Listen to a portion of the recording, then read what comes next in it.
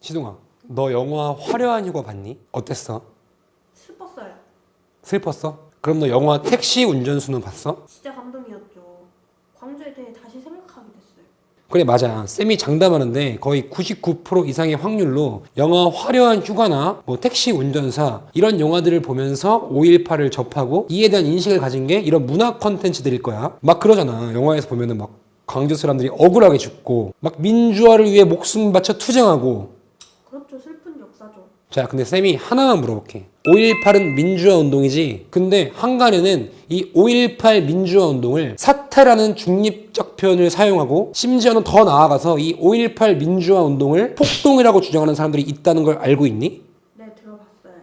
그렇지, 들어봤지. 아니, 어떻게 그렇게 숭고한 정신을 가지고 민주화를 위해 그렇게 투쟁했던 광주의 5.18의 역사를 사태라는 표현을 쓰고 폭동이라는 표현을 쓸 수가 있어? 이해 안 가지? 이상하지? 막 그런 사람들 상상해보면 생긴 거 자체부터가 그 영화 기생충에 나오는 그 지하실에 사는 분이 있지. 그 사람처럼 막 생겼을 것 같고 막 정신부터 이상한 아무튼 막 이상한 사람들이라고 생각이 들잖아. 쌤도 그렇게 생각을 했었고. 근데 쌤이 광주 살잖아? 어느 날 우연히 길을 가는데 막 그 충장로 한복판에 모여서 5.18 까까 이러는 어떤 집회를 보게 된 거야. 완전 미친 사람들이라고 내가 생각을 했었지. 근데 이게 웬걸? 생각보다 그 막 연설하고 집회를 주도했던 사람들이 생긴 게 생각보다 너무 멀쩡하게 생겼던 거야. 아니, 심지어 잘생기고 예뻐. 사람들이.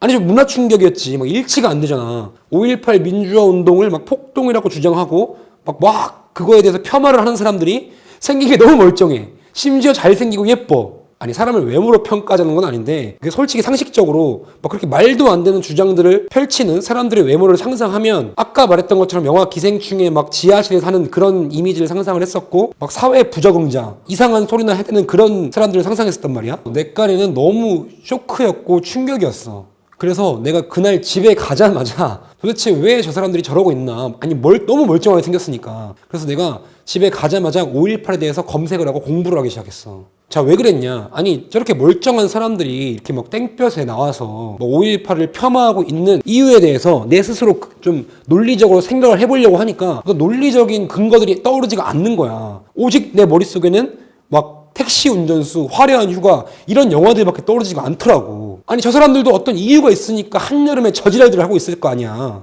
그치? 5.18 하면은 막 송강호가 울부짖고 막 광주 시민들이 핍박당하는 그런 영화의 한 장면밖에 생각이 계속 안 나더라고. 우리가 대부분 5.18이라고 하면 어떤 명확한 근거나 이유는 없고 뭔가 굉장히 추상적인 그 영화의 한 장면이 계속 떠오르는 게 지금 우리나라의 실태인 것 같아. 나조차도 그랬으니까. 아니, 명색의 민주화 운동인데 이거에 대한 명확한 지식은 좀 있어야 되지 않겠어? 아니, 길 가다가 저런 사람들 만났을 때 내가 논리적으로 좀 두들겨 패기라도 해야 될 거 아니야. 그래서 준비했어.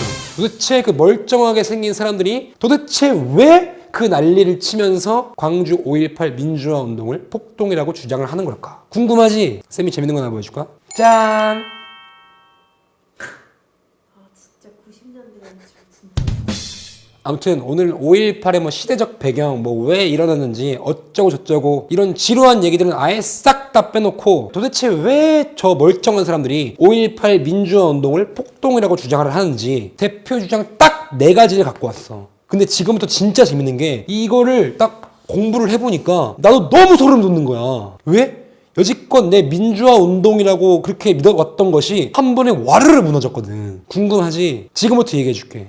자, 우리가 여지껏은 5.18이라고 하면 굉장히 추상적인 거였잖아. 뭐 영화의 한 장면이 떠오르거나 어떤 노래가 막 떠오른다거나 좀 그런 거였다면 이 시간 이후로는 좀 명확하게 좀 알자고. 그런 추상적인 거 말고 완벽한 좀 이성적인 부분을. 자, 아무튼 이 기묘한 이야기를 지금부터 한번 시작해보자. 1. 광주 톨게이트 사건. 간단해.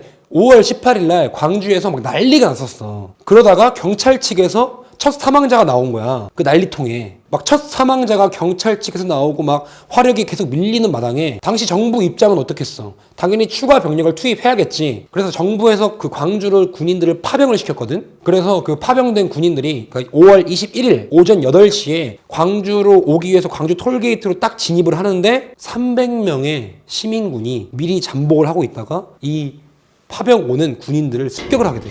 완전 무장을 하고. 근데 5.18이 뭐야? 공식적으로 광주 대학생들이 일으킨 거지. 근데 너 상식적으로 한번 생각을 한번 해봐봐. 딱 그때 당시 대학생이면 지금 시둥이 니 또래거든? 그때 대학생들이면 뭐 스마트폰 아니 뭐 스마트폰이야 폴더폰 뭐 이런 것도 아예 없는 마당에 그 아무런 정보력도 없는 대학생들이 21일 오전 8시에 군인들이 광주 톨게이트를 통과한다는 걸 어떻게 알았을까? 완벽한 정보라도 알고 있듯이 완전 무장한 상태로 매복까지 하면서 말도 안 되지. 너가 군대를 안 갔다 와서 모르는데 이 군의 이동 경로는 기밀 중에서도 기밀, 완전 1급 기밀이란 말이야. 이게 뭐 대학생이고 뭐고 자식 간에 절대로 알 수가 없는 거라고. 근데 그 대학생들이 그걸 미리 알고 완전 무장을 하고 미리 대기하고 있다가 습격을 한다? 이거 말이 안 되잖아. 근데 이게 실제로 일어난 일이야 진짜로.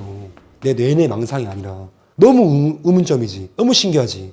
너무 말도 안 되지. 이 자동차 탈취 사건. 자, 그래서 이 톨게이트로 들어오는 군인들의 14대의 지프차를 이 300명의 시민군들이 탈취를 해. 근데 이 탈취한 차량을 가지고 어디로 가느냐? 바로 군수 차량을 생산하는 아시아 자동차 공장으로 바로 돌진을 해. 이 300명의 대학생들이. 그래서 거기 가서 정확히 장갑차 4대, 그리고 군용 트럭 374대를 탈취를 해.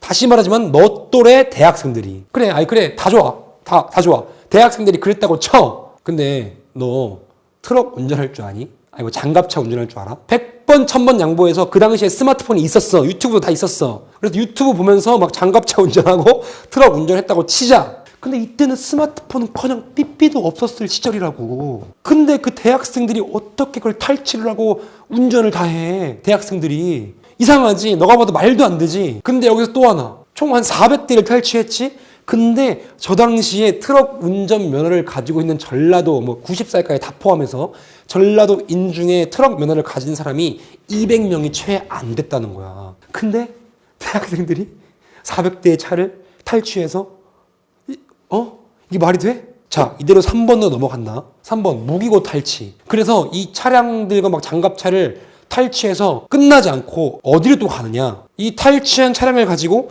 전남 17개 시군을 싹 돌아. 왜 돌았냐? 전남 17시군에 배치된 무기고 있지. 무기고. 그 무기고가 한 44개 되거든? 거기를 싹 털어버려. 그리고 다시 광주를 집결을 해. 근데 그 집결까지 걸린 시간 단 8시간. 아니 이게 말이나 되는 소리냐고. 무기고가 도대체 어디 있는지 알고. 야, 2020년인 지금도 너 지금 무기고가 어디 있는지 알 수 있니? 무기고가 어딘지 알 수 있어요? 구글에 치면 나오나? 페이스북에 치면 나와? 유튜브에 치면 나와? 안 나오잖아. 이게 말이나 되는 소리냐고. 자, 그래서 이 탈취한 걸 가지고 어딜 가느냐? 써있지. 바로 교도소로 돌진을 해. 근데 이게 한 번만 습격을 하느냐? 21일 오후부터 22일까지 총 6번을 습격을 하는데 왜 이렇게 많이 습격을 했냐? 이미 그때 분위기가 광주에 있는 계엄군들이 화력이 밀려서 시 외곽으로 다 빠져있는 상태였어. 즉 광주 교도소 부근에 진지를 다 구축하고 있었단 말이야. 자, 상식적으로 생각을 한번 해보자. 교도소를 습격한다고 친들 그렇게 다 진지를 구축해 놓은 데를 한 번도 아니고 2번도 아니고 6번을 습격을 한다? 이거 상식적으로 이상하지? 왜 습격을 했겠어? 생각을 한번 해봐봐. 그 민주화를 위해서 싸우는 대학생들이 교도소를 습격했대. 이 턴 무기들을 가지고. 왜? 이유가 안 맞잖아. 교도소를 왜 습격하겠어? 뭐 정치 사범들, 흉악범들, 뭐 간첩 뭐 사범들 이런 애들 다 광주에 풀어갖고 혼란을 야기시키려고 한 게 아니겠어? 그치? 근데 이게 대학생들이 민주화를 위해서 투쟁했던 실제 팩트인 사건이야? 이상하지? 아니 이상하잖아. 우리가 영화 뭐 화려한 휴가나 택시 운전사나 이런 거한 정반대의 사실에 기반한 팩트 아니야. 근데 이제 와서 한번 생각을 한번 해봐봐. 그 영화에 보면은 갑자기 막 그 흉악한 그 군인들이 와서 이유 없이 광주 사람들을 다 죽여. 막 때리고. 그치? 근데 너 잘 한번 생각해봐라. 소름일걸? 잘 한번 생각해보면은 네 상상 속의 군인은 막 30살, 40살 이상 먹은 나쁜 아저씨 군인이었겠지. 근데 생각해봐. 그 군인들도 그 대학생들과 같은 또래의 20대 초반 군인들이었어. 근데 그 20대 초반 군인들이 미쳤다고 다 사이코패스들만 다 모아놓은 것도 아니겠고 이유 없이 그 광주 시민들을 다 총으로 쏴 죽이고 막 때리고 그랬겠니? 이유가 안 맞잖아. 자, 의문점이 들지? 이상하지? 쌤도 이런 것들을 하나둘씩 접하다 보니까 도대체 왜 그렇게 멀쩡한 사람들이 뭐 시간 내고 돈 들여서 막 광주에 모이고 전국 각지에 모여서 5.18 유공자 명단을 까라고 하고 5.18의 진실을 밝히라고 외치는지 이제서야 좀 추상적인 근거가 아닌 이성적인 근거들을 기반으로 의심이 가더라니까.